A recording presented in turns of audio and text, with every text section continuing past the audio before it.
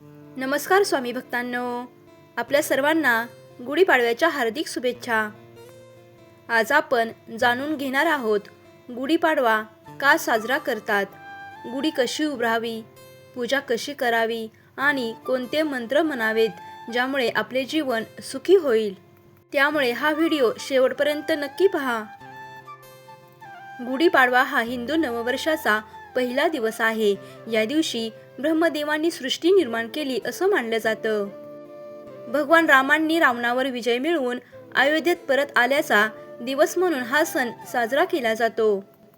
गुढी म्हणजे विजय, आनंद आणि समृद्धीचे प्रतीक आहे।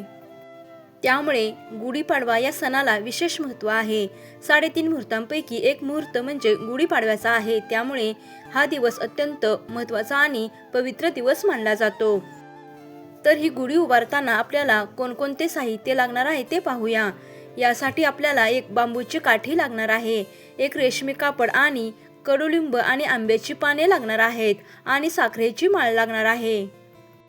त्यानंतर उलटा ठेवलेला तांब्या किंवा लोटा आपल्याला लागणार आहे। गुढी ही घराच्या उजव्या बाजूला उभारायची आहे आणि ही गुढी उभारताना सूर्योदयाच्या वेळी उभारणे अत्यंत शुभ मानले जाते। त्यामुळे सूर्योदयाच्या वेळी आपल्याला ही गुढी उभारायची आहे। ही गुढी उभारून झाल्यानंतर आपल्याला गुढीची पूजा करायची आहे।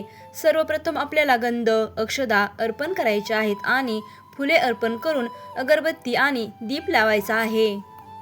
ही गुढीची पूजा करत असताना आपल्याला प्रभावी मंत्राचा जप करायचा आहे। म्हणजेच आपल्याला गुढी उभारताना ओम ब्रह्मध्वजाय नमः आणि ओम विजयाय नमः या मंत्राचा जप करून आपल्याला गुढी उभारायची आहे। गुढीपाडव्याच्या दिवशी कडुलिंब आणि गूळ खाण्याची प्रथा आहे। हे खाल्ल्याने शरीर शुद्ध होते आणि रोगप्रतिकार शक्ती वाढते। त्यामुळे या दिवशी आवर्जून गूळ आणि कडुलिंबाचे सेवन करावे। गुढीपाडवा हा दिवस अत्यंत शुभ मानला जातो। जर तुम्हाला घरात सुख शांती हवी असेल तर हा उपाय नक्की करा।